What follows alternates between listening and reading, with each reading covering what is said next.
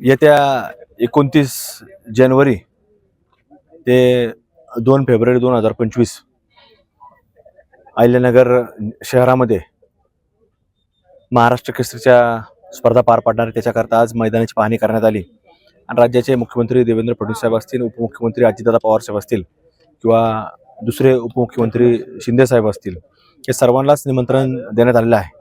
आणि या स्पर्धेच्या करता महाराष्ट्राच्या कानाकोपऱ्यातनं लाल मातीतले मल्लम हे या ठिकाणी या कुस्ती स्पर्धेमध्ये सहभागी होणार आहेत।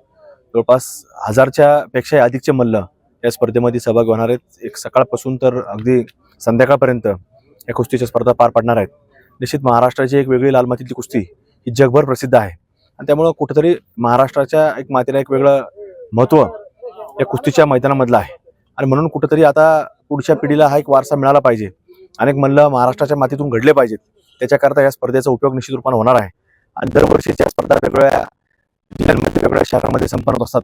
या वर्षीचा तो बहुमान आपल्या या संघटनेच्या वतीनं आपल्या अहिल्यानगर जिल्ह्याला देण्यात आला, त्यामुळे संघटनेचे देखील महाराष्ट्राच्या सर्व पदाधिकाऱ्यांचे मी मनपूर्वक या ठिकाणी आभार व्यक्त करतो।